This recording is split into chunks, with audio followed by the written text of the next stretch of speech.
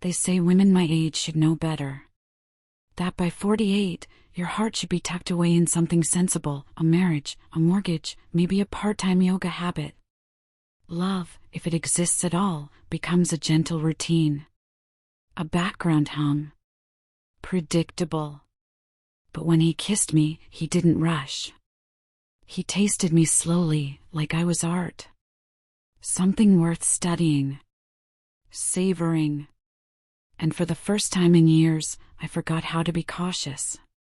My name is Elise Warner.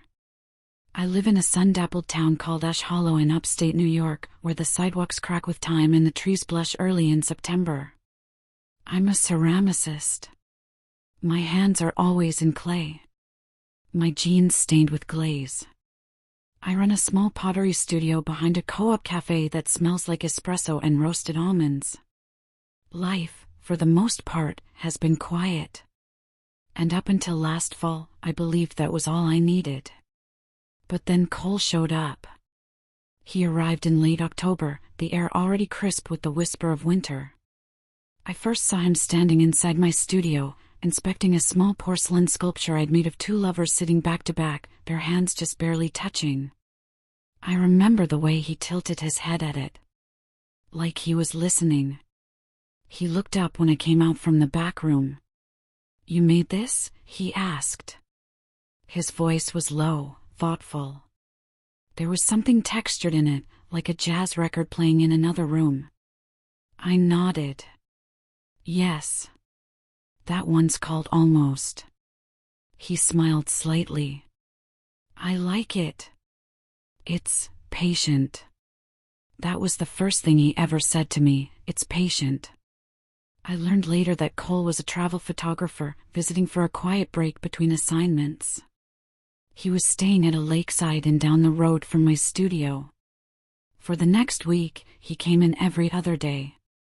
Always around the same time, 3 p.m., when the sunlight hit the front windows just right, casting long, warm lines across the clay shelves. He asked about my work, and I told him more than I meant to. About how I used to sculpt wild, chaotic pieces after my second divorce. About how I'd started teaching workshops to pay off the mortgage. About how sometimes I felt like I was molding shape from silence. He listened with his whole body. That's what struck me. One afternoon, he brought me a coffee, black, no sugar. For the artist, he said, placing it near the wheel. I looked up at him, surprised. You remembered. Of course, he said. I pay attention to beauty. I blushed, genuinely, stupidly, like I hadn't in years. That evening, I stayed late in the studio. The moon hung low, casting silver light over the parking lot. I was just about to leave when I heard a knock on the glass door. It was Cole, holding a scarf in his hands. You forgot this, he said. It was hanging on the back of your chair. I stepped outside and reached for it, but instead of handing it over, he gently wrapped it around my neck. His fingers brushed my jaw. My breath caught. You have a little clay on your cheek, he murmured. And then, just like that, his thumb brushed it away. His touch lingered, not long enough to be improper, but enough to make me feel something stir. Something long asleep. I looked up at him. He looked back. And in that space between glances, something shifted. We went for coffee the next day. Then lunch. Then long, winding walks by the lake that glittered in the early afternoon sun.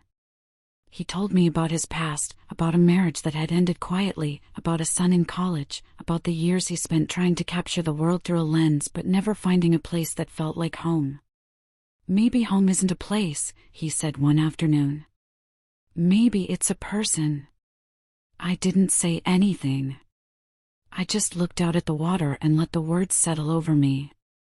That night, he kissed me for the first time.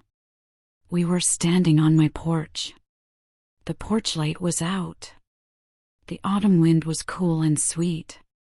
He didn't ask. He simply leaned in, slow and reverent, like he was approaching something sacred. His lips barely touched mine at first, a whisper more than a kiss. And when I didn't pull away, he pressed deeper, his hands cupping my waist with care. It was not hungry. It was not rushed. It was a tasting. He pulled back only when I sighed into him. We stood there, foreheads touching, his thumb brushing slow circles against my lower back. I hadn't been kissed like that in years. Maybe ever. "Let me take you out of your routine," he said softly. And so I let him. For weeks, we fell into a kind of gentle rhythm. He'd come by the studio late in the afternoon, bringing soup or fresh bread. Sometimes we'd sit in the back, him watching me work while he flipped through his camera's viewfinder. Other times, we'd close the shop early and drive into the hills, chasing the sunset like teenagers. Once, I let him photograph me, just my hands, shaping a vase on the wheel. I remember the way he looked at them. Like they were poetry.